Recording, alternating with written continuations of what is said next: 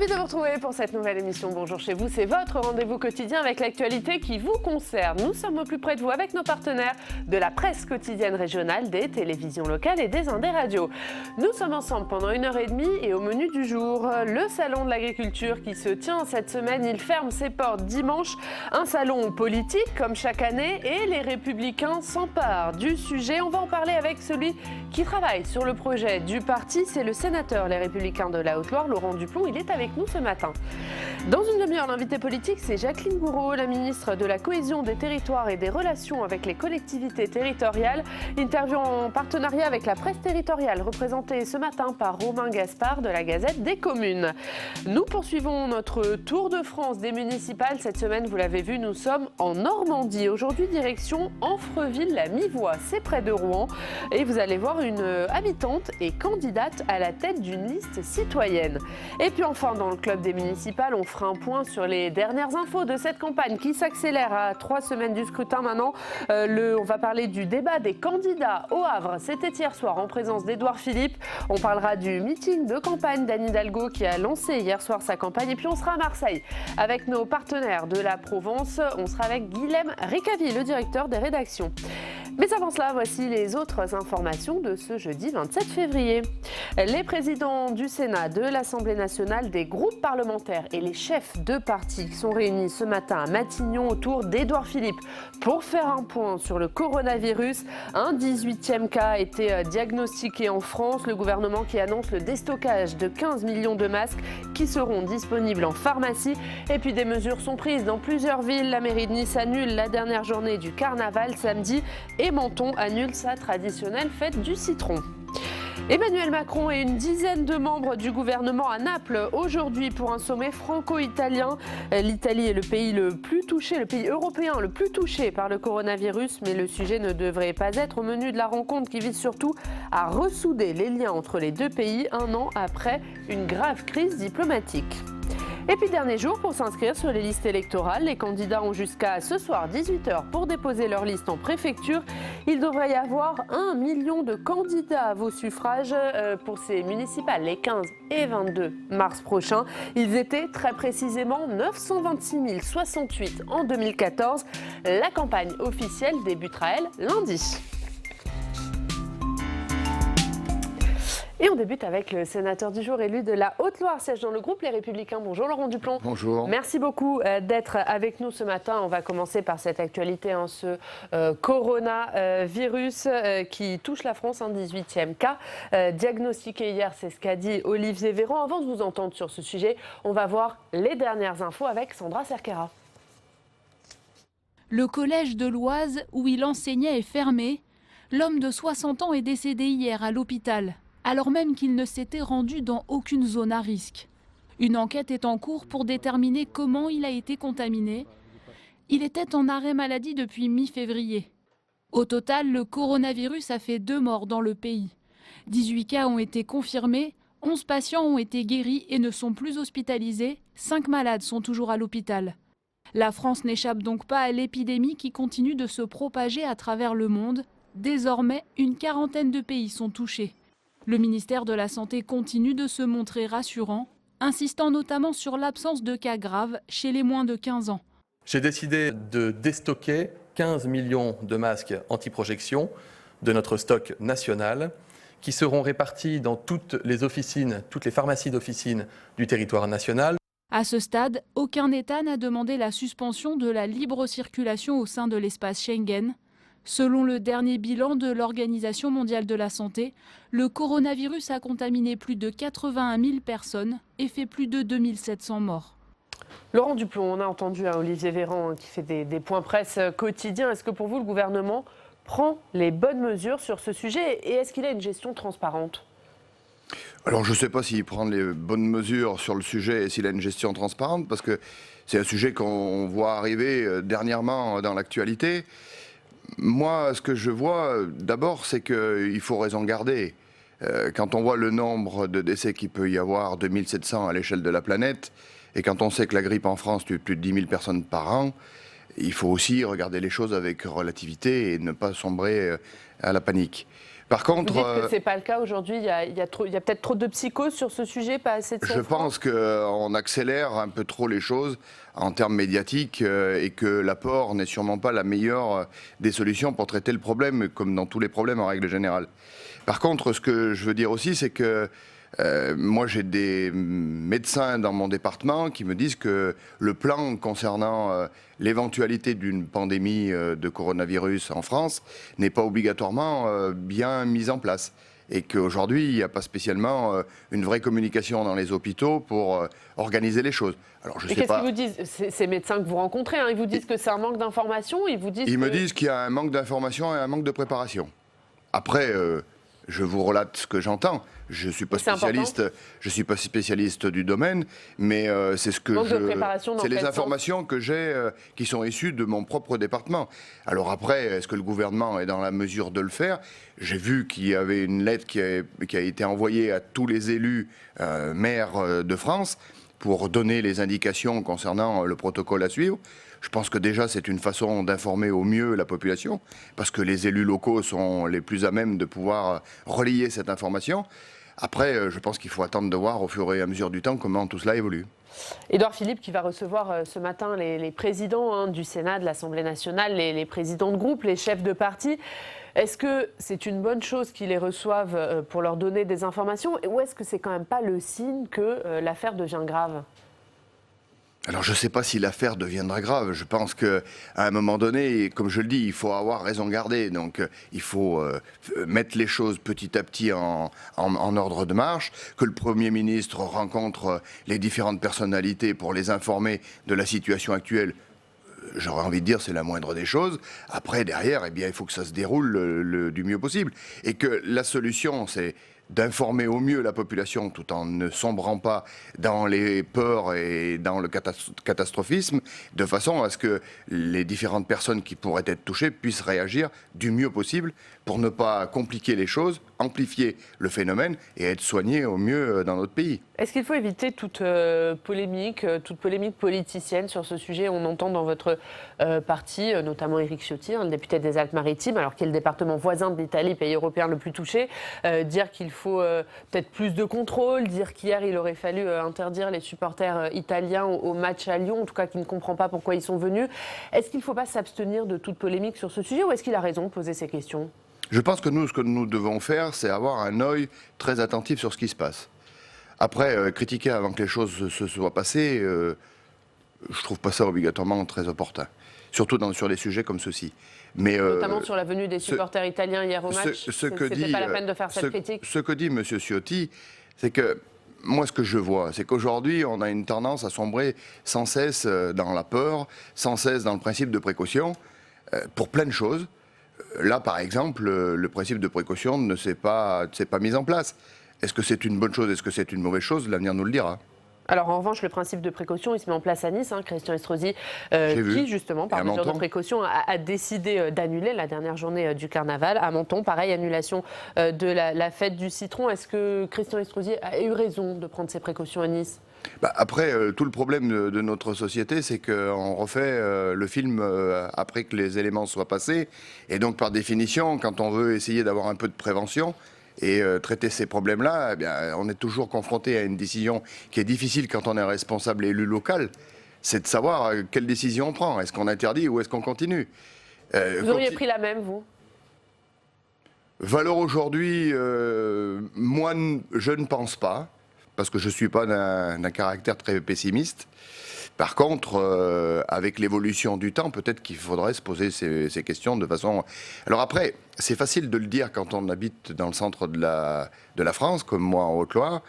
C'est vrai que quand on est en périphérie ou en bordure de l'Italie qui est touchée, peut-être que la situation est un peu différente chez eux. Donc... chaque situation, chaque emplacement au niveau français doit avoir une vision différente. C'est d'ailleurs pour ça que les élus locaux ont un véritable intérêt sur la gestion de ces problèmes-là. On va reparler de votre région, puisque deux cas hospitalisés à Annecy. On va revenir dans votre région. Mais d'abord, on va voir ce qui se passe au Sénat, puisqu'au Sénat, hier, il a été question de ce coronavirus. On va en parler avec Steve Jourdain.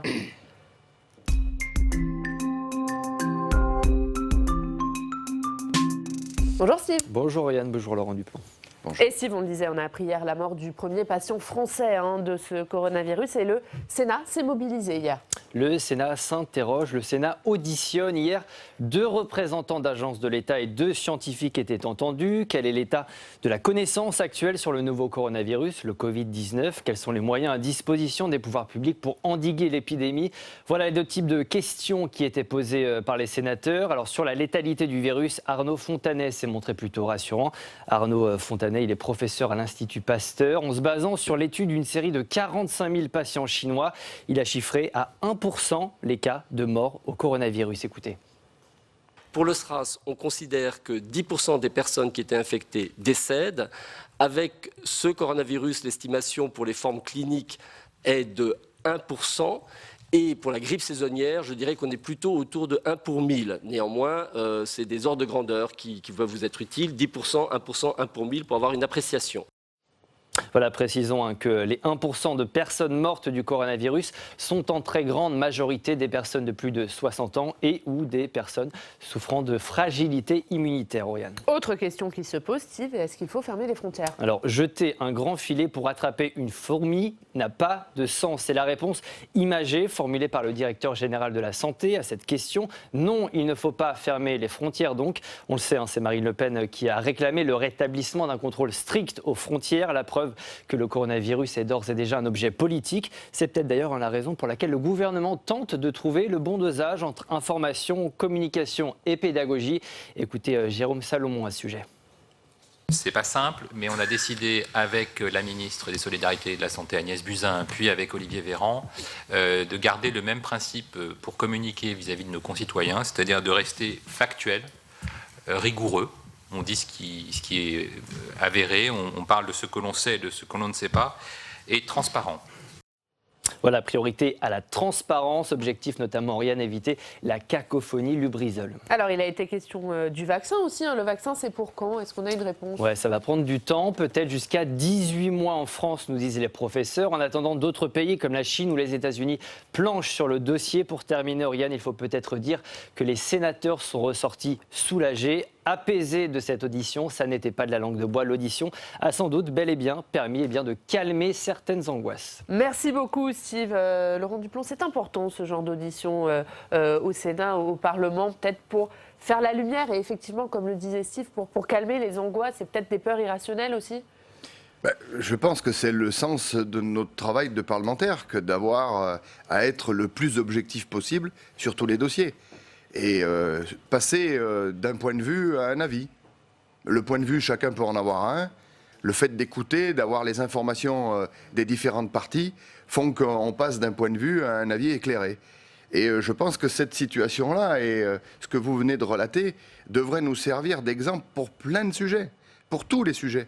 Aujourd'hui, on a une capacité à sombrer trop facilement dans l'obscurantisme, trop facilement dans la critique facile, trop facilement dans les ports, et qu'au contraire, on est une société qui est évoluée et sur laquelle, avec les éléments qu'on peut avoir d'information, avec les connaissances scientifiques qu'on peut avoir, je pense qu'on peut avoir des avis objectifs et éclairés. Et donc, ces auditions permettent cela. Et donc, c'est très bien, et que les journalistes reprennent ces éléments-là pour apaiser le sujet et faire que le Français, en règle générale, puisse se faire son propre avis, pas son point de vue, mais son propre avis, je pense que c'est extrêmement important. Sur ce chiffre qui est plutôt rassurant, délivré par Arnaud Fontanet, le professeur à l'Institut Pasteur, taux de mortalité de 1%, taux de mortalité sur des personnes âgées ou des personnes déjà en situation de faiblesse, est-ce que c'est un chiffre qui est de nature à rassurer, ça ? Sûrement pas, parce que le pourcent, que ça soit 1% ou 0,2%, ça se caractérise toujours par malheureusement des noms et des personnes qu'on peut connaître, qu'on peut côtoyer. Donc c'est toujours très, très décevant que d'arriver à avoir un nombre de morts liés à une problématique comme celle-ci. Après, comme je le disais, ça permet d'objectiver et de se dire que ce n'est pas une pandémie qui va emporter la moitié de la planète.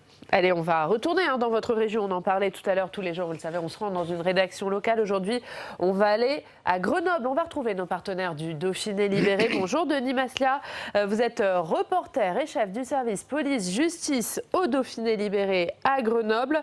Denis, Olivier Véran qui a annoncé hier un deuxième cas à Annecy, dans votre région. C'est l'épouse du patient déjà hospitalisés. Hier, l'Agence régionale de santé d'Auvergne-Rhône-Alpes a fait un point sur le coronavirus dans votre région. Qu'est-ce qu'il faut en retenir ? Oui, bonjour. Ce qu'il faut en retenir, c'est que le dispositif est en train de se compléter progressivement. C'est-à-dire que là, il y avait 4 CHU et 2 autres hôpitaux qui étaient les hôpitaux référents. Et ce qu'il faut retenir, c'est qu'il y a actuellement 9 autres hôpitaux qui sont en train de monter en puissance dans cette crise. Voilà, donc pour ce qu'il faut retenir de ce point, vous, Denis, vous vous êtes rendu à la frontière franco-italienne, donc des deux côtés, aussi bien du côté italien que du côté français. Quel est l'état d'esprit des personnes que vous avez rencontrées, aussi bien en France qu'en Italie ? Oui, alors je me suis d'abord rendu côté français à Modane, qui est une ville frontalière savoyarde, dans la Maurienne. Et c'est ici que sort le tunnel du Fréjus, qui est le point de passage important des Alpes entre la France, un des points de passage importants des Alpes entre la France et l'Italie, puisque des milliers de véhicules y passent tous les jours. Et en fait, les gens continuent à vivre normalement. Il y a une atmosphère un peu indéfinissable en fait, qui est un peu teintée d'angoisse. C'est ni tout à fait différent de la vie habituelle, ni tout à fait la même chose en fait. Alors il y a une grande demande d'information de la part de la population, c'est ce qui vient d'être dit, je crois, sur votre antenne. Faut-il s'approvisionner en masques ? Quels sont les mécanismes de transmission du virus, etc., etc. Alors il n'y a pas de psychose, la vie se déroule normalement, les gens boivent leur café normalement. Mais tout de même, quand on regarde de plus près, quand on va par exemple à la gare, on s'aperçoit que les policiers de la police aux frontières qui contrôlent les TGV en provenance de Milan, ils mettent des masques pour entrer dans les trains avant de faire les contrôles. Voilà. Alors ça, c'est côté français.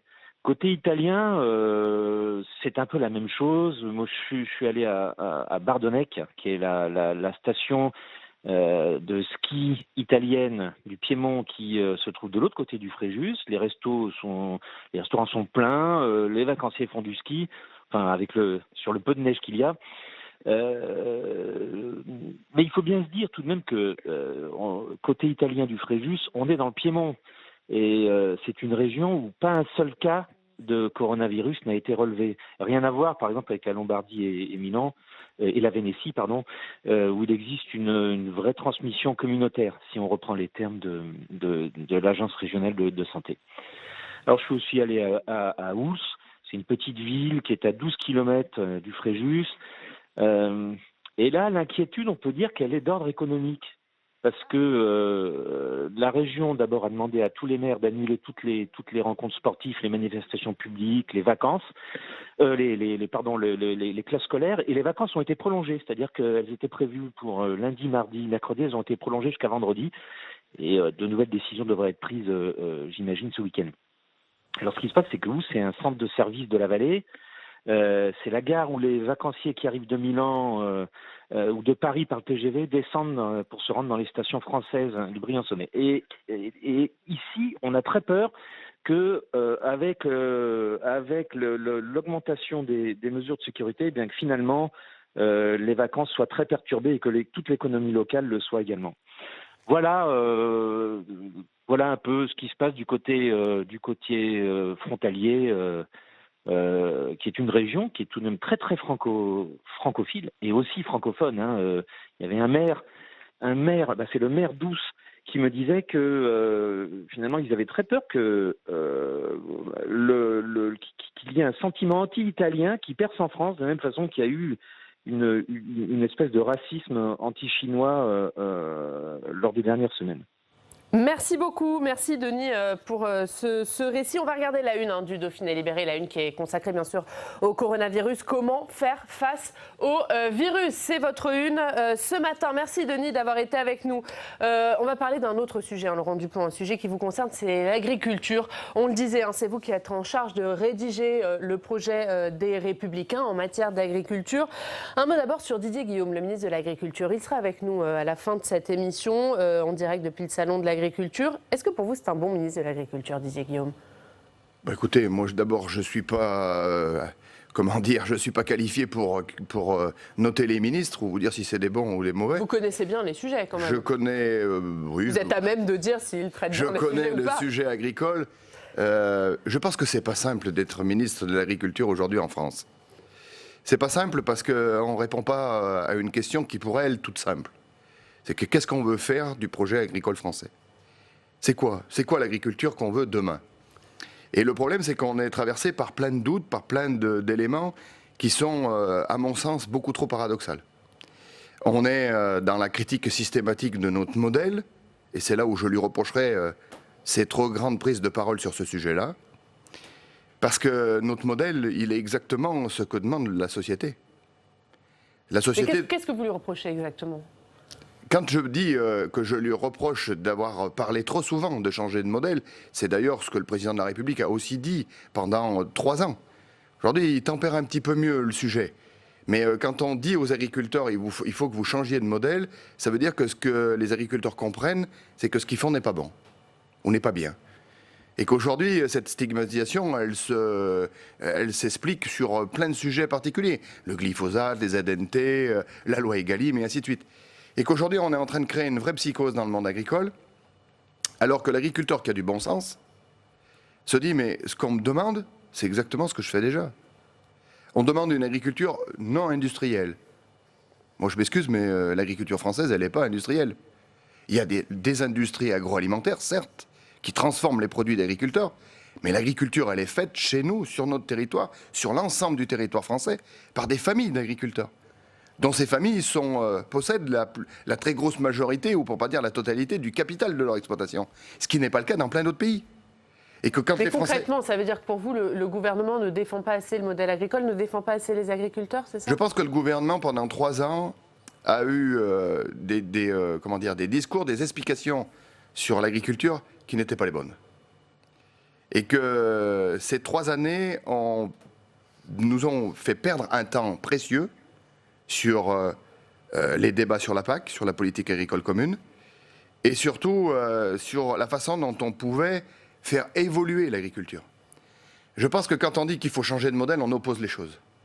On oppose une agriculture qui serait merveilleuse contre une agriculture que nous connaissons aujourd'hui en France, qui serait à proscrire. C'est pas ça la réalité de l'agriculture française. La réalité de l'agriculture française, c'est qu'elle est multiple.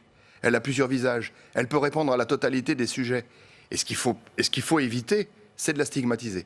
Et je pense que si on en est autant dans l'agribashing et dans la stigmatisation, je le dis franchement et directement, ces 3 années passées, le gouvernement a eu sa part de responsabilité dans cette stigmatisation et dans cette façon d'aborder les sujets d'un mauvais côté, je pense. Un mot sur ce qu'a dit Emmanuel Macron, notamment sur le fait que l'interdiction totale du glyphosate en 2021 ne serait pas possible sur la totalité des exploitations. Est-ce que là, vous dites, il a raison, il faut prendre le temps pour les agriculteurs? Non, mais là, c'est l'exemple typique de tout ce que je viens de vous dire quelques secondes auparavant. Emmanuel Macron s'est mis dans un corner. Parce qu'en croyant faire plaisir à tous ceux qui voulaient voir supprimer le glyphosate, il a surtransposé la règle européenne 2 fois, puisque l'Europe dit autorisation du glyphosate pendant 5 ans. Emmanuel Macron, juste après, dans un vol, dans un avion, dit non, en France, ça sera interdiction, et interdiction dans 3 ans. Ce qui fait qu'on surtranspose 2 fois la règle européenne. Ce qui fait que derrière, c'est de la compétitivité en moins pour la France. Ce qui fait aussi, c'est que la réalité de ce qui se passe une fois qu'on fait ça, c'est qu'on fait rentrer des produits agricoles européens, d'autres pays ou mondiaux, plus dans notre pays, en prenant des décisions comme celle-ci. Donc, et aujourd'hui, il est dans un corner parce que de l'autre côté, il se rend compte qu'il y a des méthodes alternatives qui n'existent pas. Le rapport qui a été fait par les députés, c'est pas le Sénat qui l'a fait, c'est les députés, sur le glyphosate, prône que dans certaines cultures, la suppression ou l'interdiction du glyphosate met ces cultures dans une impasse technique. Alors à part si on veut faire revenir les agriculteurs à la pioche, pour éliminer les adventices, mais je pense que la meilleure des façons de régler ce problème-là aurait été d'avoir un peu d'objectivité et d'aider la profession à développer des méthodes qui puissent permettre la diminution des volumes. Et aujourd'hui, on a plein d'éléments qui peuvent aller dans ce sens-là. L'intelligence embarquée sur le matériel fait qu'aujourd'hui, on peut réduire les volumes de produits phytosanitaires de 30% à 90% dans certaines cultures. allons là-dessus. Plutôt que d'aller sur le tout interdit pour faire un buzz médiatique et pour après, derrière, être obligé de ramer, parce que sur certaines cultures, ça n'est pas possible, ou créer des différences de concurrence et de la concurrence déloyale avec d'autres pays, et donc voir arriver en France des produits qui sont de pays étrangers et qui ne correspondent pas à ce qu'on annonce chez nous, je pense que ça mériterait d'être un peu plus posé. Un mot sur un sujet qui inquiète les agriculteurs, c'est les retraites agricoles, puisqu'on est en plein examen de la réforme des retraites. Emmanuel Macron qui dit qu'il est impossible d'augmenter les pensions de retraite à 85% du SMIC dans l'immédiat. Est-ce qu'il a raison? Est-ce que ce n'est pas réaliste en termes de finances publiques? Je ne partage pas l'avis du président de la République pour plusieurs raisons. La première, c'est qu'on avait proposé au Sénat de reprendre la loi qui avait été votée à l'unanimité de l'Assemblée nationale pour la revalorisation des retraites agricoles de 75 à 85% du SMIC. Le montant, à cette époque-là, était de 350 millions. Aujourd'hui, on nous annonce un montant 3 fois supérieur. Si on veut demain que les retraités agricoles soient à 980 €, c'est-à-dire 85% du SMIC, ça devrait coûter 350 millions d'euros. On n'est pas à plus d'1 milliard. Donc 350 millions d'euros sur une réforme de plus de 324 milliards, je me pose vraiment la question de savoir si c'est totalement impossible de le faire. Après, je pense qu'il y a une réalité, c'est que cette réforme des retraites qu'on présentait comme étant la meilleure des solutions pour les agriculteurs, c'est déjà la façon de faire passer le taux de cotisation de 21% à 28%, même si derrière on nous dit qu'il va y avoir une diminution parce que le calcul va être fait sur 2,5 points. Je serais d'ailleurs, tant qu'on n'a pas exactement les choses et les chiffres, je ne veux quand même pas aller trop sur le sujet parce qu'il faudrait qu'on puisse véritablement connaître ces chiffres-là. Mais je ne pense pas que la façon dont on aborde ce sujet respecte les agriculteurs. Un mot sur le projet Agriculture des Républicains. C'est vous qui travaillez dessus au parti, Christian Jacob, qui a lancé les travaux de votre parti sur ce sujet. Quel est votre objectif? Qu'est-ce que vous allez faire? Quelles sont les grandes lignes? Notre objectif, c'est de rendre la fierté aux agriculteurs, de les respecter et de mettre en avant les côtés positifs de l'agriculture. Alors ça, c'est pour la philosophie, mais concrètement, quelles mesures concrètement, ça se relate très concrètement. Aujourd'hui, quand on fait le bilan, on se rend compte qu'un Français mange plus d'1 jour et demi par semaine des produits importés. Qu'à travers ces produits importés, le quart de ces produits importés ne correspondent pas à nos normes. Donc déjà, il faut pouvoir le dire. Et puis derrière, il faut trouver des solutions qui permettent de faire évoluer les agriculteurs sur les attentes sociétales. Je pense que déjà, il faut arrêter de parler de changer de modèle. Tous les modèles que nous avons au niveau de notre agriculture sont bons. Il faut savoir le dire et les mettre en avant. Le deuxième point, c'est que je pense qu'il faut qu'on fasse une liste complète des charges que nous avons imposées à nos agriculteurs et qui les pénalisent aujourd'hui. Il faut aussi qu'on ait la capacité d'aller sur de l'innovation, du progrès, de la recherche. Parce que c'est comme ça qu'on arrivera à répondre aux attentes de la société et aux évolutions de notre société. Quand je disais que l'intelligence artificielle permettait de faire baisser les produits phytosanitaires, est-ce que pour autant il vaut mieux tout interdire plutôt que de s'ouvrir des possibilités par une vraie politique agricole nationale d'aider les investissements sur l'innovation, sur la recherche et sur le progrès? Quand je vois qu'aujourd'hui le Conseil d'État classe depuis 30 ans des évolutions génétiques des plantes, des végétaux comme étant des OGM, je me dis on est en train en France de se bâillonner sur tous ces sujets-là. Et je pense qu'au contraire c'est une erreur. Je pense que la recherche sur les aléas climatiques et les évolutions des sécheresses qu'on pourra connaître passe par la capacité de faire que les plantes que nous aurons à cultiver demain soient plus résistantes à cela. Et donc tous ces éléments-là, eh bien, les Républicains vont essayer de les porter dans un projet ambitieux et de faire que la France retrouve sa suprême sur la place agricole. La France est un grand pays agricole. La France agricole doit rayonner au niveau européen et doit être le meilleur pays d'Europe, comme il l'a toujours été. Et on suivra les travaux des Républicains qui vont donc travailler sur ce sujet. Merci beaucoup. Merci Laurent Duplomb d'avoir été avec nous. Dans 2 minutes, l'invité politique, c'est Jacqueline Gourault, la ministre de la Cohésion des Territoires, des Relations avec les collectivités territoriales. Elle est avec nous. Avant de l'entendre, on va regarder un extrait des questions d'actualité au gouvernement. Elles ont lieu comme tous les mercredis au Sénat. Elles avaient lieu hier et on va regarder le sénateur communiste Fabien Gay qui a interpellé le Premier ministre Édouard Philippe sur le million de signatures dépassées sur le référendum concernant la privatisation d'aéroports de Paris. On regarde.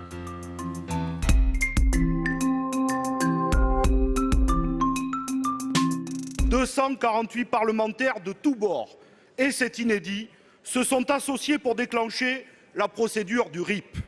Plus d'1 million de personnes soutiennent cette initiative.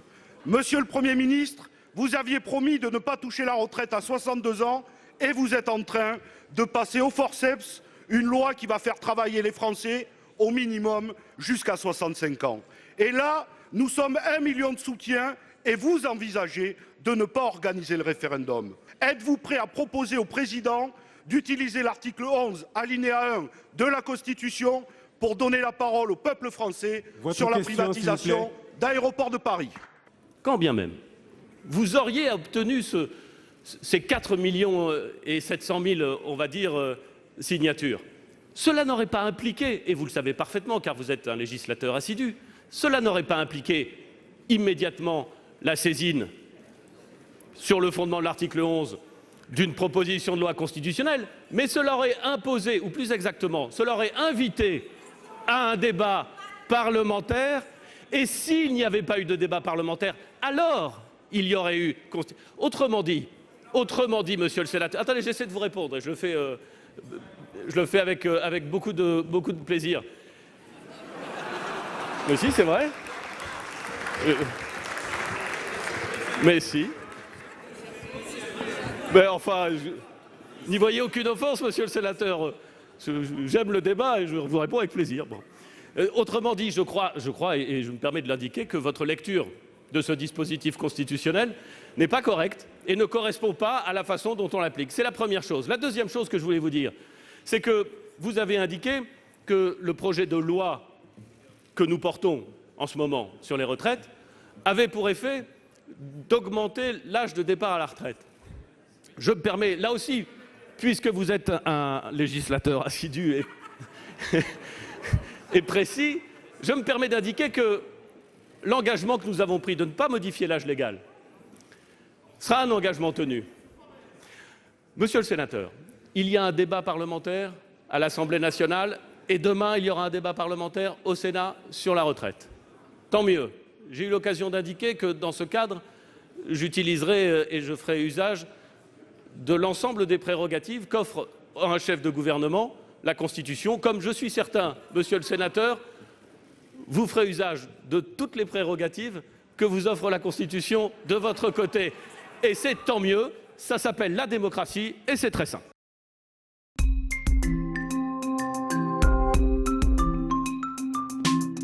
Et notre invité politique ce matin, c'est Jacqueline Gourault. Bonjour. Bonjour. Ministre de la Cohésion des Territoires et des Relations avec les collectivités territoriales. On est ensemble pendant un peu plus de 20 minutes pour une interview en partenariat avec la presse territoriale représentée par Romain Gaspard de la Gazette des Communes. Bonjour Romain. Bonjour.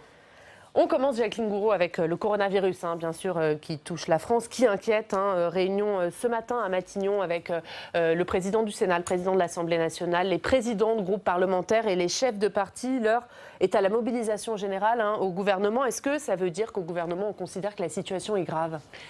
On considère que la situation est sérieuse, mais il n'y a pas d'épidémie en France. Ceci dit, il est toujours bien d'anticiper, d'associer le maximum de partenaires et par exemple, bien sûr, ceux que vous venez de citer, qui ont des responsabilités éminentes. J'ajoute que le Premier ministre a écrit à l'ensemble des maires de France pour leur faire état de la situation. Car, alors, comme vous le savez... Il a écrit aux maires de France, mais est-ce qu'il y a une réunion qui est prévue avec les présidents de région, les présidents de département, les maires, comme il en est prévu une ce matin avec les parlementaires ou pas du tout ? Non, alors ce matin, il y a les représentants aussi des associations d'élus qui sont présents. Qui sont à Matignon. Voilà, qui sont présents. Donc, évidemment, tout cela dans un but de transparence totale, de dire exactement ce qui se passe, ce qui est, ce qui est une manière aussi de faire comprendre à la population que la situation est précisément transmise tous les jours par le ministre de la Santé. À 19h, il y a un point presse tous les jours. Les gens qui sont inquiets peuvent appeler un numéro qui a été ouvert exprès, qui est le 0800 130 000, et qui permet aux gens qui s'inquiéteraient de téléphoner et d'avoir réponse aux questions auxquelles ils se posent. Édouard Philippe a écrit un courrier aux élus locaux. Qu'est-ce qu'ils peuvent faire pour prévenir le coronavirus ? Vous savez, il y a des choses qui sont simples dans la vie. C'est les questions d'hygiène.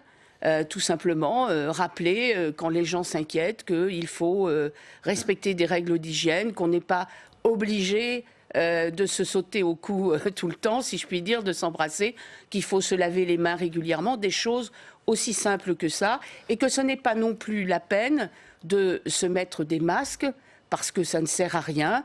Les masques sont faits pour protéger ceux qui reviennent de zones à risque, ou pour les professionnels de santé qui, naturellement, doivent se munir de ces masques. Quand vous voyez des élus comme Christian Estrosi qui annulent la fin du carnaval de Nice, vous dites que c'est une bonne décision ? Je dis c'est une décision qu'il a prise. Le carnaval de Nice a eu lieu pendant 2 jours, je crois. Il a décidé d'annuler le dernier jour. Mais est-ce qu'il a eu raison de le faire ? Je ne sais pas quelle est la raison, mais en fait, il n'y avait pas, je pense... Lui, il dit que la santé passe avant l'économie. Oui, mais je préfère comprends. impliquer le principe de précaution. Il a raison ou pas ? Je ne sais... Les 2 premiers jours, il y avait... pas plus de risques que le 3e jour, je pense. Mais bon, c'est une décision qu'il a prise, je la respecte, il est maire, il a pris la décision en fonction de la situation locale. Et vous comprenez bien qu'il y a une inquiétude plus forte chez les gens qui habitent Nice qu'ailleurs, puisqu'ils sont à la frontière italienne. Évidemment, il faut à la fois gérer la population et son inquiétude, et en même temps ne pas créer de décisions qui puissent inquiéter davantage. Je dirais les choses sont sensibles. Inquiétude qui est relayée notamment par Éric Ciotti, le député Les Républicains des Alpes-Maritimes, qui dit par exemple ne pas comprendre pourquoi les supporters italiens ont été autorisés à aller à Lyon hier pour le match de Ligue des Champions, qui demande un contrôle plus strict aux frontières au gouvernement. Qu'est-ce que vous dites ? Je dis que le gouvernement prend des décisions en toute connaissance des réalités, que Turin, c'est dans le Piémont, qu'il n'y a aucun cas dans le Piémont et qu'il n'y avait donc pas de raison d'annuler ce match. Un dernier mot sur ce sujet du coronavirus. Est-ce que ça peut avoir un impact sur la tenue des municipales les 15 et 22 mars prochains ?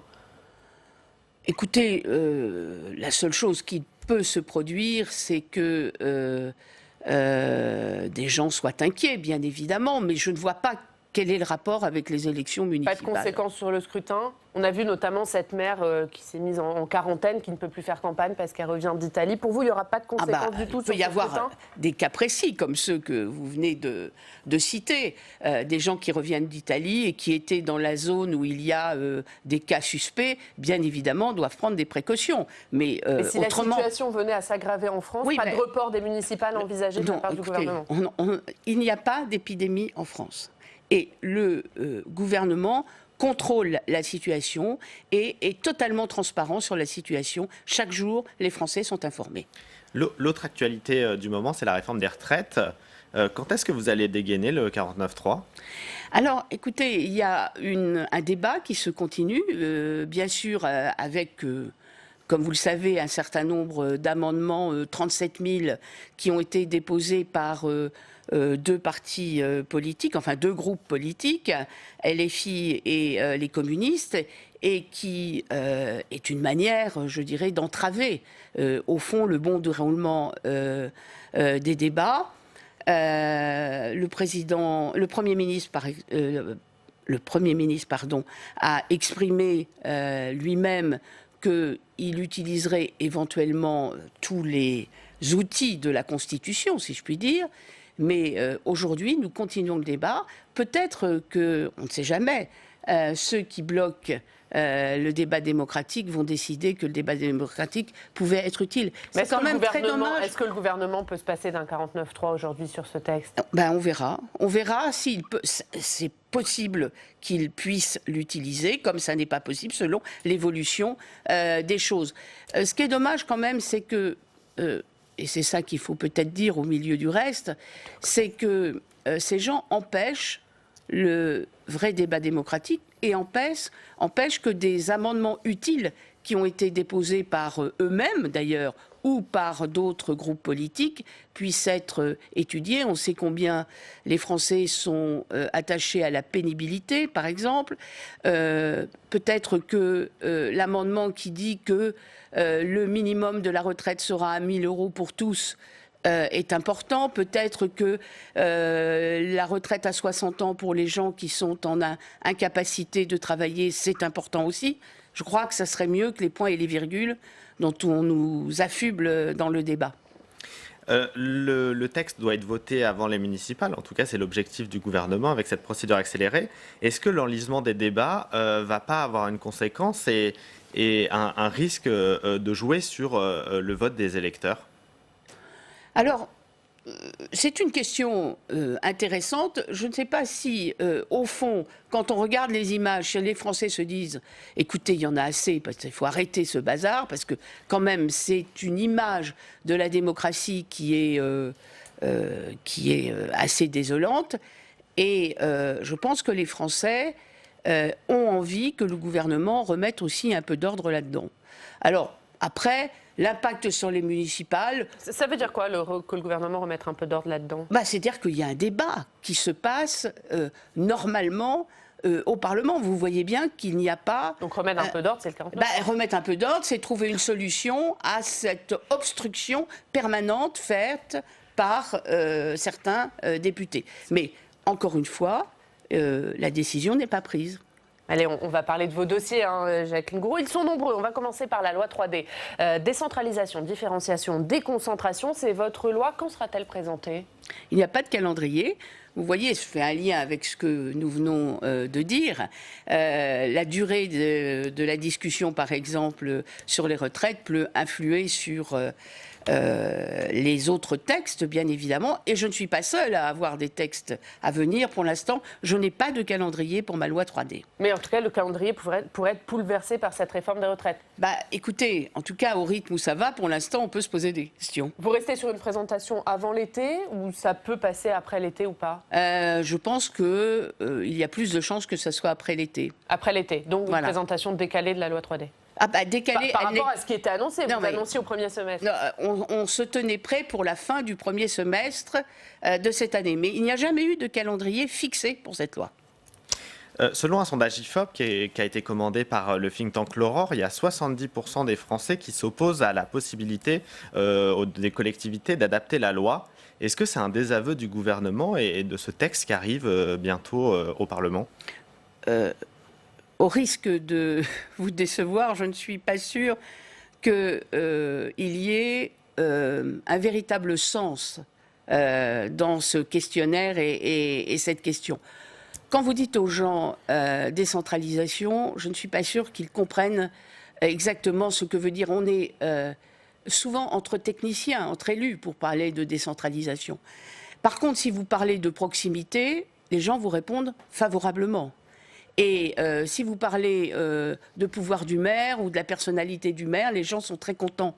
Et donc, l'idée que les collectivités territoriales aient des libertés d'agir et des compétences et des pouvoirs d'innovation, ça, je peux vous dire que les Français sont absolument d'accord. D'ailleurs, je vous rappelle que les Gilets jaunes n'avaient d'autres mots que la proximité, etc. Donc, je pense que ces sondages techniques sur la décentralisation, je ne suis pas sûre que si on avait interrogé les Français au début de la présidence de François Mitterrand et des lois de fer, si on avait fait un sondage sur la décentralisation, qu'il y ait eu un enthousiasme délirant. Simplement, il faut essayer d'organiser les pouvoirs publics entre l'État et les collectivités territoriales dans un souci de, comment dire, de réponse aux besoins de nos concitoyens, à la vie quotidienne de nos concitoyens. Mais justement, Jacqueline Gourault, vous faites un tour de France pour concerter cette loi, pour écouter les élus. Qu'est-ce qu'ils vous disent, ces élus ? Les élus disent, pas de grand soir. Ça, c'est la première chose, c'est-à-dire pas une nouvelle réforme qui bouleverse les compétences des collectivités territoriales, qui change les périmètres des collectivités territoriales. Vous savez, il y a eu beaucoup de réformes pendant 10 ans, entre 2010 et 2020, beaucoup, enfin pas 2020, mais 2015, la dernière réforme étant la loi NOTRe, et qui a été mise en application progressivement d'ailleurs dans les années qui ont suivi, jusqu'à aujourd'hui. Et donc, les élus n'ont pas envie de ce grand soir. Ce qu'ils veulent, c'est plus de souplesse, plus de clarification. Ils veulent aussi plus de compétences, une relation, pas forcément plus de compétences, parfois oui, mais pas forcément. C'est-à-dire, laissez-nous exercer nos compétences avec un peu plus de liberté. Et puis, avec les moyens qui vont avec. Bien sûr, avec les moyens qui vont avec. Bien sûr, avec les moyens qui vont avec. Et puis aussi, avec ce souci de respecter la réalité de leur territoire. C'est-à-dire que on ne peut pas appliquer de la même manière exactement une loi si on est en zone de montagne ou en zone de plaine. On ne peut pas traiter tel ou tel sujet de la même manière selon qu'on est à la campagne ou au centre-ville d'une très grande ville. Et puis, les élus parlent beaucoup aussi d'expérimentation, que nous faisons déjà, mais qui est un peu limitée de par la loi. Et il y a eu un rapport qui a été fait par le Conseil d'État, par M. Lamy, qui montre qu'on pourrait élargir l'expérimentation dans notre pays. Et ça, les élus sont très demandeurs. Et donc, moi, je suis favorable à ce que l'on inclue dans cette loi 3D un élargissement par une loi organique de l'expérimentation en France.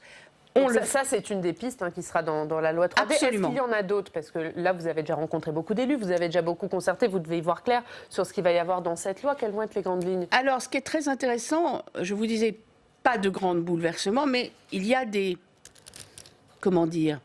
nouvelles préoccupations et des nouveaux sujets qui sont apparus pour les collectivités territoriales et que le président de la République avait bien ciblé quand il parlait de transport, quand il parlait de logement, quand il parlait de transition écologique, de réchauffement climatique. Évidemment, ce sont des sujets qui entraînent, je dirais, de nouvelles compétences pour les collectivités territoriales. Je suis frappée, par exemple, comment le sujet de la forêt, par exemple, apparaît dans toutes les discussions où nous allons dans toutes les régions. Pourquoi? Parce que la forêt, c'est à la fois par un exemple de captation du CO2, mais c'est aussi un développement économique, c'est aussi un sujet de variété qu'il faut adapter au réchauffement climatique. C'est donc le problème également de l'eau. Il y a donc des tas de sujets dont les élus doivent s'emparer, et l'État, bien évidemment. Et au fond, c'est qui fait quoi? Et comme le dirait Jean-Pierre Raffarin, que j'ai rencontré récemment, et j'ai vu qu'il était à l'Assemblée nationale hier, il y a ce qui est du régalien, qui appartient à l'État, il y a les compétences des collectivités territoriales, parce que nous sommes dans une république décentralisée. Et la décentralisation, c'est pas une fin en soi, c'est une manière d'appliquer des politiques publiques. Et puis il y a tout ce qui peut être traité en accord entre les collectivités territoriales et l'État, et notamment par la contractualisation. Par exemple, il y a la question des petites lignes, avec une partie qui devrait, en tout cas, qui pourrait revenir aux régions. Est-ce qu'elles ont les moyens aujourd'hui d'investir et d'entretenir ce réseau qui est quand même assez dégradé et qui est un vrai enjeu de mobilité pour de nombreux territoires ruraux? Alors, je vais répondre oui. Parce que ce dont vous parlez, qui est d'ailleurs dans l'agenda rural et qui a été annoncé par le Premier ministre dans les Vosges la semaine dernière, c'est un protocole d'accord qui a été signé avec la région Grand Est.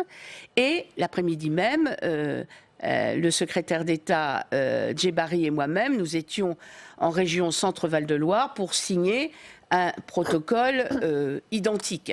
Alors, quand je dis identique, adapté à chaque région, l'idée, c'est après discussion, ça fait 2 ans et demi que nous discutons, quand je dis nous, c'est la ministre Elisabeth Borne et son secrétaire d'État qui ont particulièrement travaillé sur ce dossier. Et depuis 2 ans et demi, nous regardons comment réouvrir ou conforter des petites lignes qui étaient très dégradées, où la vitesse était très ralentie, etc. Et au fond, il y a 3 séries de lignes. C'est des petites lignes qui vont être reprises par la SNCF, par SNCF Réseau, des petites lignes qui vont être totalement reprises et gérées par les régions, et des lignes qui restent des lignes gérées à la fois par SNCF Réseau, l'État et les régions. Donc tout cela a été le fruit d'une concertation et d'une évaluation financière. L'autre annonce faite par Édouard Philippe lors de ce comité interministériel aux ruralités, c'est 280 millions d'euros débloqués pour aider les départements à assurer la couverture de leurs zones en fibre, en très haut débit. Est-ce que toutes les zones seront couvertes par la fibre d'ici 2025 ? Alors aujourd'hui, il y a 75 départements dont la programmation assure, et le financement assure les résultats pour 2025. Il restait 15 départements qui étaient moins avancés et qui manquaient de moyens. C'est la raison pour laquelle nous avons affecté ces 280 millions nouveaux en direction de ces départements, de ces 15 départements dont je viens de vous parler, pour qu'ils soient également au rendez-vous de 2025. Et ça va suffire ? Eh bien, en principe, ça suffit. Donc du coup, il y aura la fibre partout sur tout le territoire en 2025 ? Absolument. Et il y a eu une accélération en 2019 qui a été tout à fait spectaculaire. Parmi les annonces, il y a aussi les licences 4 qui vont être données gratuitement à de nombreuses communes de moins de 3500 habitants. Ça va consister en quoi ? Alors, en fait, c'est l'idée soit de conforter des cafés qui sont existants et qui étaient, je dirais, en recherche de successeurs, soit de réouvrir des cafés dans les villages. C'est l'opération 1000 cafés qui a été lancée avec l'association SOS, qui est une association d'insertion. Et il a été créé une licence 4, c'est ça qui est important à préciser, par la loi Engagement et Proximité, une licence 4 qui ne peut pas être commercialisée en dehors de l'intercommunalité où elle est affectée. Et évidemment, c'est très important parce que s'il y a eu beaucoup de licences 4 qui sont parties des zones rurales, c'est parce qu'elles pouvaient être récupérées sur la France entière, par des gens qui récupéraient les licences 4 pour ouvrir des bars dans les centres-villes des grandes villes. On a un premier bilan des premiers cafés qui ont ouvert, parce que c'est en cours. C'est en cours. Il y a beaucoup de demandes et il y a déjà, je crois, près d'une trentaine de cafés ouverts. Je ne suis pas tout à fait sûre du chiffre, mais c'est autour de 30. Voilà. L'autre inquiétude qui concerne ces territoires, c'est le problème des déserts médicaux, la ruralité, comme certaines villes, vous me direz, qui sont confrontées au problème des déserts médicaux. Des médecins salariés ont été recrutés, 110 médecins, a rappelé Édouard Philippe. L'objectif, c'est d'en avoir 600 d'ici 2022. C'est ça la solution pour lutter contre les déserts médicaux ? Ce n'est pas la solution, c'est une solution. Parce qu'il y a évidemment plusieurs outils pour développer la médecine en milieu rural.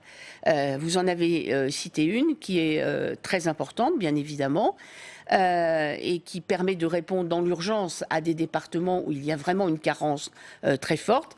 Il y en a d'autres à plus long terme. Je vais quand même rappeler l'affaire de la suppression du numerus clausus, c'est-à-dire pour augmenter le nombre de médecins qui sortiront des facultés, mais évidemment, il faut au moins 8 ans pour qu'il y ait une effectivité de cette décision. Il y a aussi le tutorat, qui est quelque chose de très important, c'est-à-dire que des médecins prennent en stage des jeunes internes et ainsi leur montrent aussi leur métier dans des zones rurales, la qualité de vie souvent dans les zones rurales.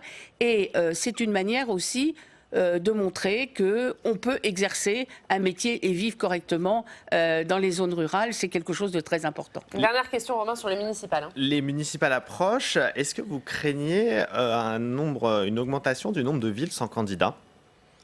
Écoutez, tout ce que j'entends dire par les préfets, il y a beaucoup de listes déposées dans les communes. Il y en a encore jusqu'à ce soir qui peuvent être déposées. Il y a des endroits où il y a beaucoup de listes.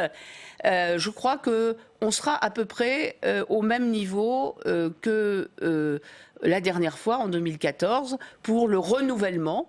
Alors il peut se produire qu'ici ou là, il y ait quelques communes, comme la dernière fois, sans liste. Mais la dernière fois, je crois que le nombre était assez faible. Hein. C'est un peu moins de 60 communes où il n'y avait pas de candidats du tout. Ça. Est-ce que là, on sera dans les mêmes chiffres ? Oui, ça sera à peu près les mêmes chiffres. Et le renouvellement, ça sera à peu près aussi la même chose. C'est-à-dire loin, si je puis me permettre, de toutes les inquiétudes qui étaient entretenues parfois par des grandes associations d'élus. Eh bien, merci beaucoup. Merci Jacqueline Gouraud d'avoir été avec nous ce matin. Demain, on va parler du Salon de l'agriculture. Ce sera Christiane Lambert, la présidente de la FNSEA, qui sera notre invitée. Merci d'avoir été avec nous. Merci Romain. Merci. On passe tout de suite au Club des municipales. La Mutuelle nationale territoriale, la mutuelle des agents des services publics locaux, vous présente le Club des territoires. Engie, acteur engagé dans la transition zéro carbone des régions, vous présente le Club des territoires.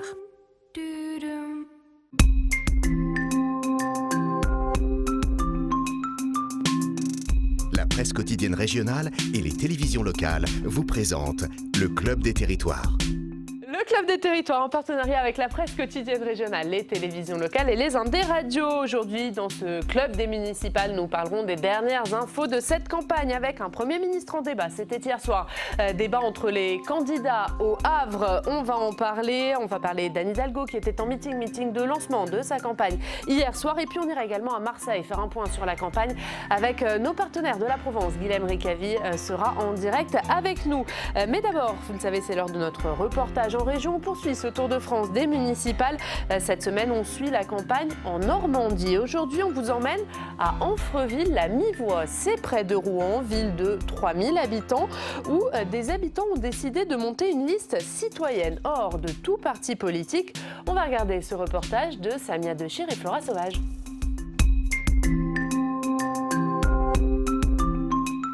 Bonjour madame, excusez-nous de vous déranger, on vient vous parler des futures élections municipales. Oui, donc je me présente, Aurélia Rousseux. Tenez, je vous remets, si vous l'avez déjà eu dans la boîte aux lettres ou pas, nos propositions. Aurélia Rousseux, vous avez 41 ans, vous êtes chef d'entreprise, vous venez de monter une boîte dans le jardinage. Vous n'avez aucune expérience en politique et pourtant vous avez décidé d'être candidate ici dans votre ville, à Amfreville-la-Mivoie, aux élections municipales. Pourquoi ? C'est le mouvement des Gilets jaunes qui a fait naître ma citoyenneté. Quand je l'ai intégré, que j'ai manifesté et participé aux assemblées générales, il y a eu ce retour à la citoyenneté et en même temps j'ai ressenti que ça avait ses limites. C'est-à-dire que le nombre de personnes, on était tellement nombreux, on avait du mal à s'organiser et avoir un message commun, lisible de tous. Et du coup il nous a semblé nécessaire de se retrouver mais localement. Pourquoi n'avoir pas concrétisé cet engagement avec un parti politique ? C'était nécessaire de se sentir libre. Aujourd'hui, je pense que les partis politiques ne répondent plus vraiment aux questions et aux besoins de la population en général. Je pense que c'est aux citoyens et voilà, la population, au peuple, de reprendre la politique et la démocratie. Comment vous avez fait pour rassembler toute une équipe autour de vous ? Tout simplement en discutant avec les voisins, avec les parents et les parents, des copains. On se rend compte qu'il y a beaucoup de personnes qui ont envie aussi de participer. Alors plus comme avant autour d'un parti politique, mais autour de projets communs nécessaires à la ville. Bonjour. Chaque semaine, la liste Amfreville, citoyenne et populaire, se réunit. Autour de la table, presque personne n'a jamais exercé de mandat politique. Les profils sont très divers. Vous, par exemple, qu'est-ce que vous faites dans la vie ? Facteur. Comptable. Retraité. Allez, c'est parti. Ding, ding, ding, ding, ding. Alors, je tiens à vous dire à tous que ça y est, la liste est enregistrée officiellement. Vous êtes tous candidats à l'élection municipale d'Amfreville-la-Mivoire. Bravo à vous. Guillaume Miché-Pierre, vous faites partie de la liste Amfreville citoyenne et populaire. Qu'est-ce qui distingue le programme d'une liste citoyenne comme la vôtre de celui d'un parti politique classique? La question du référendum à mi-mandat. C'est-à-dire que la population sera sollicitée parce qu'on va rendre compte de nos mandats et elle nous dira en retour ce qu'elle en pense. Et on aura à réajuster effectivement si cela s'avère nécessaire, si effectivement la population le demande. Vous n'avez le soutien d'aucun parti politique, alors comment vous faites pour financer votre campagne? Est-ce que vous avez dû limiter votre budget? Alors, on a évalué à peu près le montant à 2 000 € en amont, à peu près il y a un an. Et surtout, nous avons tous mis la main à la poche pour participer collectivement à ce projet. Et nous avons également eu un petit peu d'aide de la part de la population. Le 15 mars prochain, Aurélia Rousseau affrontera 2 autres candidats, 2 adjoints au maire actuel qui, lui, est sans étiquette et ne se représente pas. Aux dernières municipales, il était le seul candidat. Cette année, il y en aura donc 3. 6 ans plus tard, on peut dire que le paysage politique a bien changé ici à Amfreville-la-Mivoie. Voilà pour ce reportage de Samia de Cher et Flora Sauvage à Amfreville-la-Mivoie. On va regarder l'ensemble des candidats déclarés dans cette commune pour les élections du 15 mars prochain. Et on va commencer ce club. Bonjour Emmanuel Rivière. Bonjour. Bonjour Jérôme Cordelier. Bonjour Olivier Auguste. Rebonjour Steve. On va commencer en parlant de ce reportage à Amfreville-la-Mivoie et de cette question des listes citoyennes. On a entendu dans ce reportage, Jérôme, la candidate dire ce mouvement des Gilets jaunes, il a fait naître une citoyenneté. Ça, c'est plutôt bien, c'est constructif. Et puis, c'est bien que des gens s'emparent de l'intérêt général, du bien commun. Après, c'est vrai que ça pose des questions quand même. Bon, sur une petite commune, encore, on peut se dire, voilà. Mais le problème, c'est qu'il faut un leader. C'est-à-dire qu'il faut que quelqu'un exerce la fonction, le mandat de maire et tranche pour prendre des décisions. Et le bon leader dans toute entreprise humaine, c'est quelqu'un qui forcément va s'opposer à ses colistiers ou aux gens du conseil municipal, parce qu'à la fin, il faut que quelqu'un décide. Et donc la décision, c'est pas toujours très populaire. Et on voit bien que dans on peut pas tout décider par référendum, surtout sur des petites communes où il y a des décisions à prendre qui engagent des vies quotidiennes et puis qui sont pas toujours des grandes décisions visionnaires sur l'avenir de ces territoires. Et on a entendu dans ce reportage ces candidats sur cette liste citoyenne dire les partis politiques, ils ne répondent plus aux besoins de la population, c'est aux citoyens de reprendre en main la démocratie. Ça renvoie à une situation qui est particulièrement marquée en France. On a peu de choses près le record européen de la défiance à l'égard des partis politiques. La confiance dans les enquêtes qu'on fait dans les 27 pays de l'Union européenne, la confiance en France, c'est 7 à 8% selon les enquêtes, et on est en général dernier ou avant-dernier.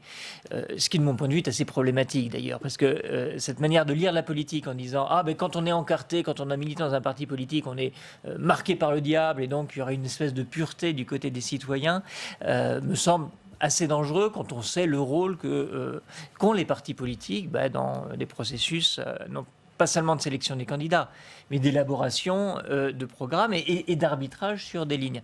Après, il y a quelque chose d'intéressant dans cette déclinaison d'expérimentation politique. Les Gilets jaunes en étaient une autre, c'était d'une certaine manière éminemment politique.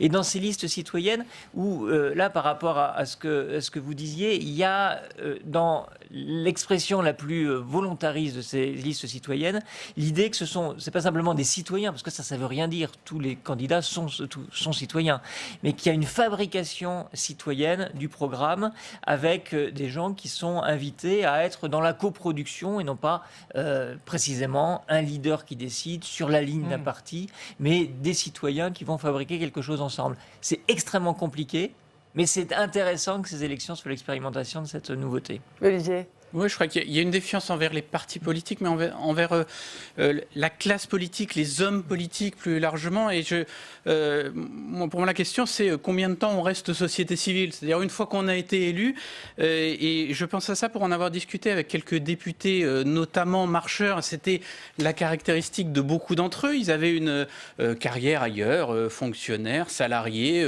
commerçants, et puis ils ont été élus. Alors d'ailleurs, on leur reproche parfois cet amateurisme, on l'entend en ce moment autour du débat du projet de loi sur les retraites, mais beaucoup d'entre eux ont été surpris de la vitesse à laquelle, pour les électeurs et pour les Gilets jaunes en particulier, ça a été assez frappant, ils ont été étiquetés politiques.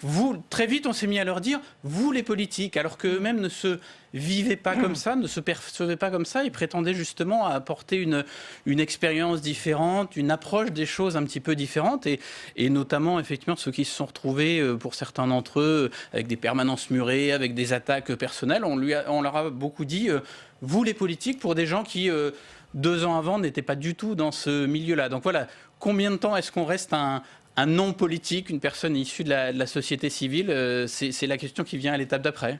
Jérôme. Oui, c'est ça exactement. Bon, on a vu, il n'y a aucun des leaders des Gilets jaunes. À chaque fois, on se souvient de gens qui étaient devenus très médiatiques et qui ont été vraiment, qui sont repartis avec le goudron et les plumes des autres Gilets jaunes en disant, genre, tu as vendu ton âme au diable, tu es passé de l'autre côté. Donc c'est ça le problème. Alors évidemment, c'est très bien de la co-construction. Bon, maintenant, je trouve que quand même dans les partis politiques classiques, il y a aussi maintenant de la co-construction. Il n'y a quand même pas un leader qui décide d'un programme et tout le monde le suit comme un petit soldat, surtout dans un scrutin local. Maintenant, il y a de la co-construction, la coproduction. Donc ça, c'est très bien. Mais c'est vrai que il y a un moment aussi, il y a une question de gestion. Et la gestion, il faut que quelqu'un tranche. Et donc, quand quelqu'un tranche, évidemment, on va lui dire après, mais je te rappelle que tu as été élu grâce à nous, donc tu n'as pas à prendre des décisions. Et donc, ça rend aussi des entreprises humaines totalement ingouvernables. Et donc, forcément, ils sont rattrapés par la politique. Est-ce que ces listes citoyennes, elles peuvent aussi résister à la puissance des partis politiques qui sont toujours là, Elles ont beaucoup de mal, ces listes citoyennes. Alors, c'est assez difficile à suivre, parce que, étant donné qu'il n'y a pas beaucoup de listes qui se présentent devant les électeurs en disant « nous, on est la liste d'un parti avec des gens encartés qui suivent la doctrine qui vient de Paris », vous avez des listes citoyennes qui se disent citoyennes un peu partout, et puis en fait qui sont composées plus ou moins de gens qui ont milité dans des partis et qui s'ouvrent. Et après, dans ces listes purement citoyennes, la difficulté, elle est à toutes les étapes. D'abord, il faut la constituer, la liste. C'est pas si facile que ça, trouver le bon nombre de candidats. Et quand on a convaincu des gens d'y aller, il faut encore qu'ils fassent campagne. Si vous voulez, quand vous avez les partis, ils ont davantage de gens qui viennent tracter que de gens qui sont candidats. Et dans ces listes qui vont se composer avec des citoyens, c'est l'inverse. C'est qu'on n'arrive pas à convaincre tous ceux qui sont sur la liste de participer à la campagne. Il y en a qui ont lâché l'affaire. Il y a une liste citoyenne qui s'était présentée à Amiens. Premier sondage, 1%. Et la personne qui a trempé sa chemise pendant des mois a dit bon, c'est fini. Donc c'est très compliqué d'aller jusqu'au bout. Mais ce qui est intéressant, c'est qu'il y a une forme d'hybridation. C'est-à-dire que ces initiatives citoyennes finissent par inspirer les partis politiques sur la manière dont ils doivent repenser. Et parmi les expérimentations intéressantes, c'est le cas notamment de l'archipel citoyen à Toulouse, des gens qui ont été sollicités après avoir été tirés au sort sur la liste électorale. Truc complètement nouveau, des gens qu'on vient voir en disant en fait c'est tombé sur vous et on vous propose d'être un citoyen dans notre liste. Dans la gestion du mandat, je pense que ces listes citoyennes elles peuvent avoir un vrai rôle de proposition en jouant le rôle du caillou dans la chaussure donc pour un maire, donc là avec un rôle de proposition, un rôle aussi d'éviter quelques folies ou quelques décisions un peu ubuesques. Et donc et puis dans la production, ça c'est important. Et je pense que les listes citoyennes là peuvent jouer un rôle politique important dans l'exercice du mandat. Allez, on va faire le tour de ce qui se passe dans cette campagne qui s'accélère. On va voir ça avec vous, Steve.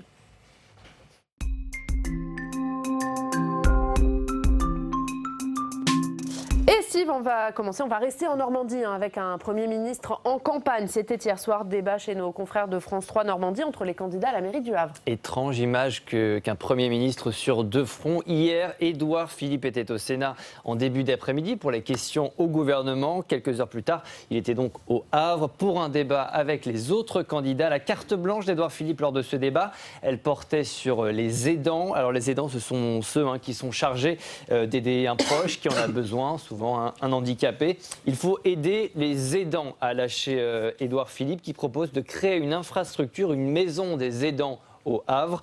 Au niveau national, la reconnaissance sociale du statut d'aidant, elle est proposée par qui au Parlement, vous savez? Par les communistes. Allez, Au Havre, c'est important, les communistes. Oui. Justement, on va parler du Havre avant de continuer. Steve, et cette double casquette d'Édouard Philippe, c'est bien le candidat qui était hier en débat, mais il est forcément rattrapé par son statut de Premier ministre. On a entendu pendant ce débat notamment Jean-Paul Lecoq, le candidat communiste, lancer quelques petites piques sur la réforme des retraites, sur la politique du gouvernement. C'est compliqué d'être à la fois Premier ministre et candidat ? Ça l'est devenu parce qu'effectivement on se pose cette question et c'est là où on voit que finalement la politique évolue parce que il y a 25 ans lorsque Alain Juppé, à peine nommé Premier ministre, dit tiens je vais aller à Bordeaux alors qu'il était un élu parisien, ça ne pose de problème à personne, on trouve ça normal qu'on puisse être Premier ministre qui vient de prendre en charge Matignon et qui aille conquérir une ville, bon évidemment avec un héritage facile à l'époque, mais qui va conquérir une ville où a priori il n'était pas implanté. Donc la politique a bien changé, c'est d'ailleurs, il y a un vrai contraste entre ce sentiment d'un monde qui ne veut pas se réformer et des pratiques qui sont plus du tout les mêmes. 25 ans, dire c'est assez long, mais c'est pas si long que ça à l'échelle de la Ve République. Jérôme, est-ce que du coup, au Havre, tout particulièrement, il y a quand même une tentation de nationaliser cette campagne ? Ah bah évidemment, de fait, c'est le Premier ministre qui arrive, donc évidemment, on va nationaliser. Mais bon, on peut aussi le prendre de manière positive, c'est plutôt pas mal que le Premier ministre aille dans une période, contexte difficile, aille se frotter au suffrage universel local, dans une ville, ça on peut lui reprocher beaucoup de choses, Édouard Philippe, mais qu'il soit attaché au Havre, ça non, on ne peut pas lui reprocher de ne pas l'être. Donc ça, voilà, il va se frotter, c'est plutôt une bonne chose. Mais évidemment, et puis il a des candidats en face, et notamment vous avez parlé de Lecoq, qui sont bons. Hein. C'est pas des, voilà, il fait pas un petit tour de piste comme ça. Hein. C'est une vraie élection, c'est une vraie confrontation politique. Un mot sur le Havre, Olivier, avant de passer à Paris ? Oui, mais c'est effectivement un test pour le Premier ministre. Alors, il a de bonnes chances, hein, mais effectivement, il y a une sorte de qui tout double. S'il ne l'emportait pas, il serait très affaibli. Si, en revanche, il remporte la mairie du Havre, ça lui redonne un souffle. Dans une période qui n'est pas facile, avec notamment la réforme des retraites, ça le solidifie pour au moins quelques mois. Allez, on va passer du Havre, on va aller à Paris où Anne Hidalgo hier a fait son premier meeting de campagne. Oui, Anne Hidalgo qui passe à la vitesse supérieure depuis l'entrée en campagne d'Agnès Buzyn. C'est un peu une nouvelle campagne qui a débuté. Anne Hidalgo avait donné rendez-vous à ses sympathisants à l'Élysée-Montmartre, c'est dans le 18e arrondissement de la capitale.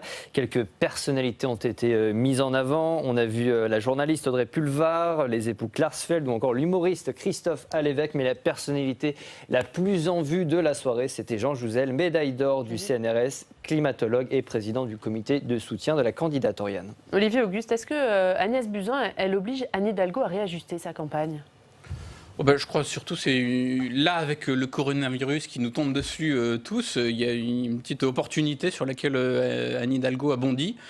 En expliquant que voilà, on aurait pu mieux préparer tout ça et qu'en tout cas il n'était pas question de renvoyer aux autorités parisiennes ce qui est un problème de compétence nationale. Hein. La politique de santé, c'est évidemment du ressort du national. Donc voilà, ça donne une petite dimension, ce que tous les candidats essayent de ne pas faire, effectivement. C'est-à-dire ils essayent plutôt de dire moi je me concentre sur les enjeux locaux. Là, il y en a une petite exception, mais qui est une pure opportunité de la part d'Anne Hidalgo. Jérôme Cordelier, finalement c'est Agnès Buzyn la principale adversaire d'Anne Hidalgo dans cette campagne.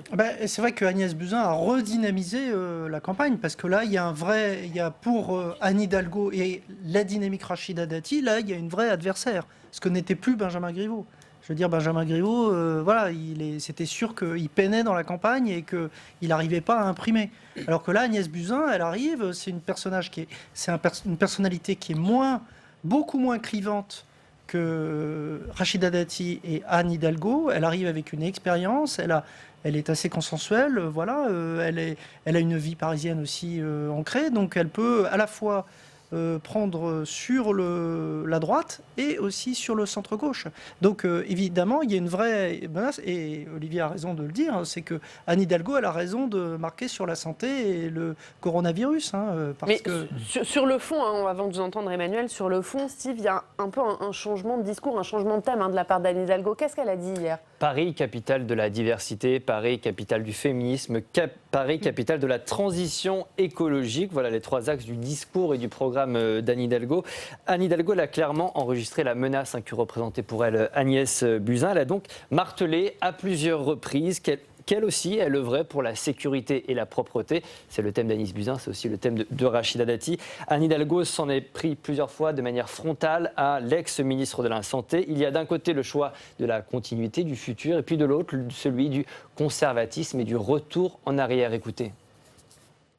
Mais à celles et ceux qui croient que ce pari est acquis, mes amis, dites-leur que nous avons face à nous les partisans du retour en arrière. Et face à ce risque de vivre moins bien demain, de baisser les bras face au dérèglement climatique, de laisser de côté les plus fragiles, nous devons nous mobiliser. Il y a quand même un léger changement de discours chez Anne Hidalgo et Emmanuel Rivière. Agnès Buzyn, ça change sa campagne. Oui, il faut souhaiter à Anne Hidalgo qu'elle n'ait pas misé toute sa campagne en fonction de ses adversaires, parce qu'on lui aura un petit peu tout fait. Mais comme vous le disiez, il y a une dynamique différente et effectivement, la campagne de Benjamin Griveaux ne prenait pas. Maintenant, si on regarde les enquêtes au niveau parisien, le principal adversaire d'Anne Hidalgo, c'est Rachida Dati. Les listes sont estimées... les listes Hidalgo, les listes Dati, autour de 20%. Agnès Buzyn vient derrière. Puis il y a une concurrence à Anne Hidalgo sur une thématique très identifiée par tout le monde d'ailleurs, qui est l'écologie, avec les listes de David Béliard qui arrive en 4e. Ayant dit ça, il faut immédiatement préciser que ces sondages ne veulent absolument rien dire, parce que comme chacun le sait, le scrutin à Paris, c'est par arrondissement. Et là, on est dans la complète inconnue, parce qu'on a toujours eu l'habitude d'avoir des scrutins municipaux qui opposaient 2 camps. Alors, potentiellement divisés, comme en 2001 pour le RPR à l'époque. Là, il y a 3, voire 4 camps, mais il y a au moins 3 blocs. Et c'est là où ça va être extrêmement compliqué, parce qu'il va y avoir un second tour et que tout va se décider entre le dimanche 15 mars et le surlendemain dépôt des listes. Et c'est là où ça devient compliqué pour Agnès Buzyn, c'est de savoir quelle stratégie adopter dans les différents arrondissements, là où on peut se maintenir, s'allier, etc. Et c'est vrai que c'est un atout d'être un peu dans cette position, ce qui était LREM un peu centrale. Ça va être compliqué, là où il y aura des blocs clairs, de dire quelle est la direction prise par le parti de la majorité. Allez, on va terminer ce tour de la campagne avec 2 brèves. On va d'abord aller à Lyon. Est-ce que La République En Marche pourrait perdre Lyon, Steve? Oui, c'est en tout cas ce que nous disent plusieurs sondages. Le candidat de Gérard Collomb et actuel maire de Lyon, Yann Cucherat, décroche dans les intentions de vote. Il est à 15% seulement selon un sondage BVA. Qui en profite? Les écologistes et la droite. Si la capitale de la Macronie venait à tomber, ça serait l'une des grandes sensations de ce scrutin. Et puis, autre information, l'INSEE qui a publié les chiffres officiels des personnes inscrites sur les listes électorales. Nous sommes 47 700 000 à être inscrits sur les listes. Ça représente environ 14% des Français en âge de voter en métropole et dans les DOM, Oriane. Et voilà, pour ce chiffre très précis, on va quitter quelques instants la campagne municipale pour prendre la direction des allées du Salon de l'Agriculture qui se tient cette semaine, porte de Versailles. On va retrouver sur place Quentin Calmet. Bonjour Quentin, vous suivez ce salon pour Public Sénat. Et Quentin, on le voit à vos côtés, le ministre de l'Agriculture, Didier Guillaume. Oui, tout à fait, Oriane. Bonjour et bonjour Didier Guillaume. Vous êtes effectivement aujourd'hui avec nous depuis les allées du Salon. Alors, on va commencer par évoquer peut-être le coronavirus, parce qu'on le voit, c'est une crise sanitaire, mais c'est aussi une crise commerciale. 10% du porc français est exporté vers la Chine. Qu'est-ce que vous avez pu dire hier aux producteurs de porc, notamment, que vous avez rencontrés ? D'abord, le gouvernement et le Premier ministre ont pris leurs responsabilités. Le Premier ministre a réuni hier une cellule de crise avec les membres du gouvernement. Ce matin, aujourd'hui, il rencontre l'ensemble des chefs de parti et les présidents de groupes. La situation, elle est importante. Pour l'instant, il n'y a pas de pandémie en France, mais il y a déjà 2 morts. Un mort hier dans l'Oise, un professeur. La France prend les mesures. Olivier Véran, le ministre de la Santé, est en place. Et il faut vraiment que tout le monde se serre les coudes face à cela. Pour l'instant, il n'y a pas de conséquences fortes, plus fortes que cela, mais ça peut arriver, il peut y en avoir d'autres. Par contre, nous commençons à voir pointer les premières conséquences en termes, vous avez raison, économiques et commerciales, et notamment en termes agricoles, avec le porc, avec le bœuf que nous exportons en Chine, et surtout avec le lait. Donc nous avons travaillé avec les filières et nous regardons les choses de près. C'est-à-dire, est-ce que vous pouvez déjà annoncer comment est-ce que vous allez pouvoir soutenir ces filières concrètement? On parle par exemple des problèmes de stockage pour les denrées qui doivent être exportées et qui ne partent pas vers Non, mais pour l'instant, il n'y a pas besoin de soutien. Pour l'instant, l'objectif, c'est que cela puisse partir, c'est qu'on ouvre les portes. Hier, j'ai rencontré l'ambassadeur de Chine en France, avec lequel j'ai eu un long entretien. Nous avons parlé de ces sujets. Bon, nous regardons comment les choses peuvent se faire en avion, en bateau, en train, je ne sais trop, mais nous voulons vraiment continuer d'ouvrir d'abord, parce que la Chine en a besoin. La Chine va avoir un problème de pénurie d'alimentation. La Chine n'est pas autonome alimentairement, contrairement à la France. Et puis secondo, parce que pour nos filières, c'est très important. Didier Guillaume, il y a un autre sujet que je voulais évoquer avec vous, c'est la loi Egalim. On le voit, c'est une loi qui a été adoptée il y a 1 an et demi et dont on tire maintenant les premiers enseignements. Certaines filières ont profité de cette loi, on pense à la filière lait qui est très bien organisée, d'autres moins, comme la viande. Quel bilan est-ce que vous tirez de cette loi 1 an et demi après? Écoutez, c'est un bilan qui est positif, c'est un bilan qui permet d'avancer, on voit des évolutions.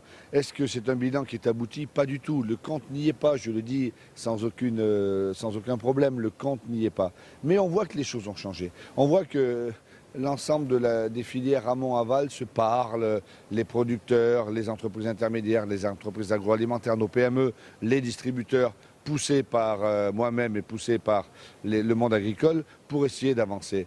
On va voir, on attend, il reste encore une semaine, quelques jours pour la fin des négociations commerciales. On ne sait pas ce qui se passera à l'arrivée, mais ça évolue. Rapidement, comment est-ce que vous pourriez faire évoluer cette loi? On voit le Sénat est d'ailleurs prêt aussi à retoucher la loi Egalim. Non, mais il ne s'agit pas de la retoucher aujourd'hui. La loi Egalim, elle donne toutes les possibilités. C'est qu'aujourd'hui, contrairement à ce qui avait été mis dans cette loi, la répartition de la valeur, elle n'est pas encore là totalement. Je vais vous prendre un exemple sur la viande.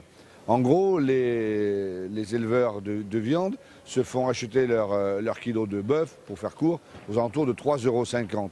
Bon, à moins de 4 € ou 4,50 € ou 5 €, ça ne va pas. Et quand vous allez dans une grande surface, vous payez votre kilo de viande plus de 15 ou 20 €.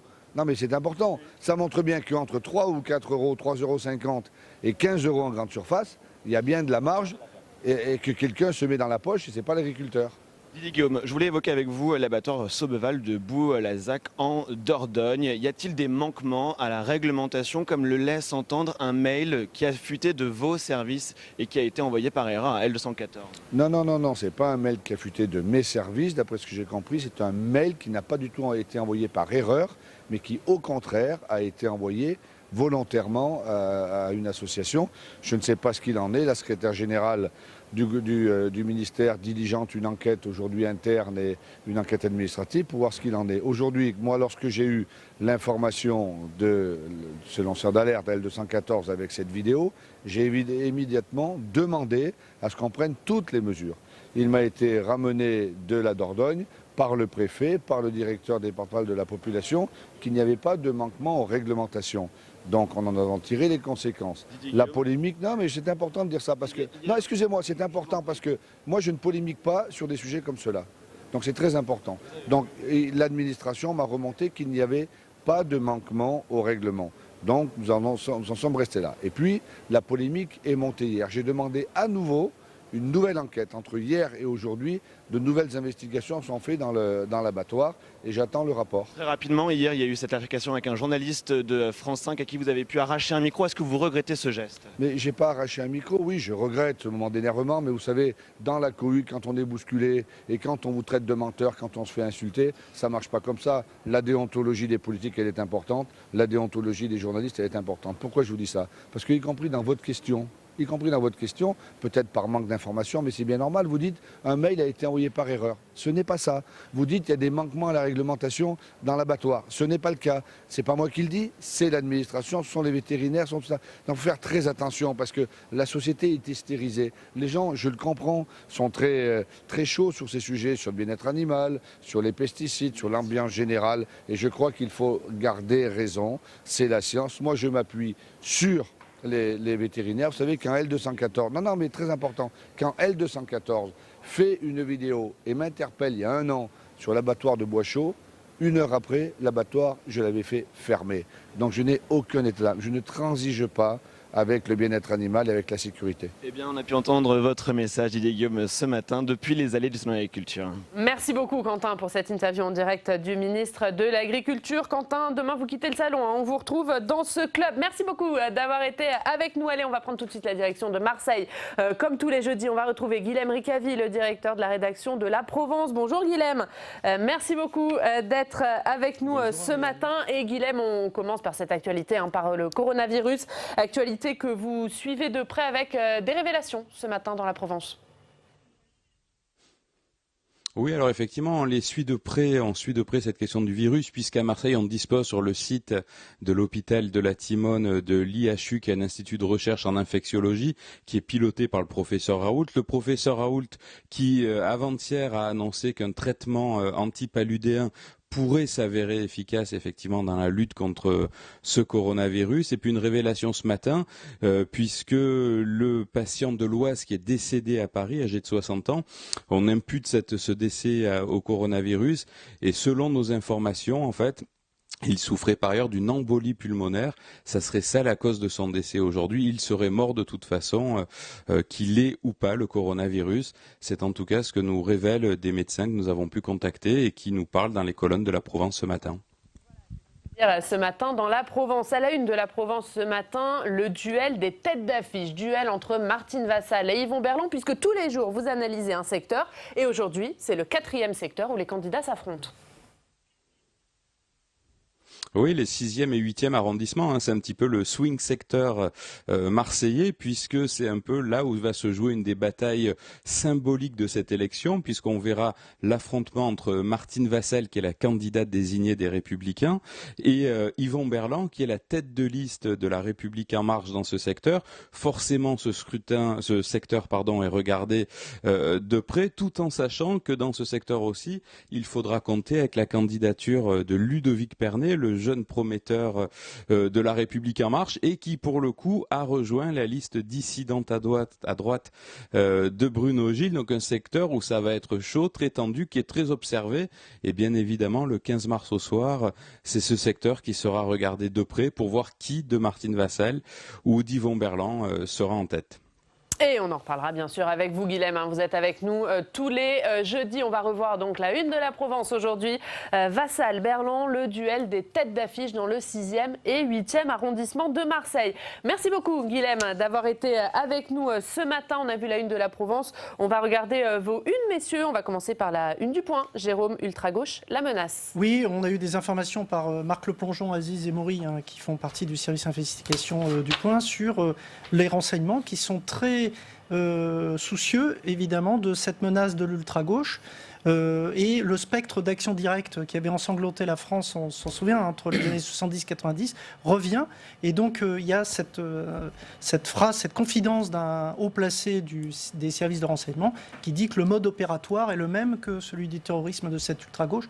On voit aussi, on a un reportage à Nantes, par exemple, et aussi à Bordeaux, qui montre que ces villes sont en train de devenir vraiment des foyers séditieux. Et maintenant, en plein air, on voit qu'à chaque fois qu'il y a une manifestation à Nantes, par exemple, tout est cassé et il y a des violences. Il y a une alliance entre un peu ces groupes d'ultra-gauche, les Black Blocs, enfin toute cette nébuleuse de gens qui sont très politisés et qui sont ultra-violents. Dossier à lire dans Le Point. Un mot très rapidement, Jérôme, en 20 secondes, sur le baromètre. Baromètre du Point, celle qui progresse le plus, c'est Agnès Buzyn. Voilà, donc ça c'est intéressant parce que le sondage a été fait juste après l'annonce de sa candidature.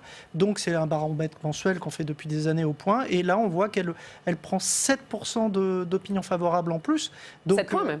Voilà, 7% d'opinion favorable en plus. Et donc, elle passe à la 17e au 17e rang. Bon, il faut rester mesuré, évidemment. Mais dans la dynamique. Dans un contexte atone, voilà, on voit que Agnès Buzyn est celle qui progresse le plus. Et on va laisser 30 secondes à Olivier pour la une de l'opinion avec ce titre que vous allez nous expliquer, Olivier. Paris, Lyon, Marseille, pagaille l'automanœuvre. Oui, ça balaye beaucoup de choses qu'on a déjà évoquées. Tout ça pour dire que bien malin qui peut prédire ce qui sortira des élections dans chacune de ces villes, un mode de scrutin, on l'a dit, par secteur ou par arrondissement, des sortants qui soit ne se représentent pas à Marseille, soit ne sont pas dans des positions très confortables, des dissidences un peu partout, des alliances pas très prévisibles pour le deuxième tour. Et donc tout ça pourrait se jouer dans ces 3 villes qui sont les 3 plus grosses de France, après le second tour, au premier conseil municipal, et avec des alliances qu'on a du mal à trouver. Ça pourrait donner ce qu'on appelle des maires trouvés, qu'on fera sortir après le deuxième tour. C'est à lire dans l'opinion. Merci beaucoup, messieurs. Merci Emmanuel Rivière d'avoir été avec nous, Jérôme Cordelier, Olivier Auguste. Merci Steve. On se retrouve demain. L'invité, Christiane Lambert, la présidente de la FNSEA. Très bonne journée. La presse quotidienne régionale et les télévisions locales vous ont présenté le Club des Territoires.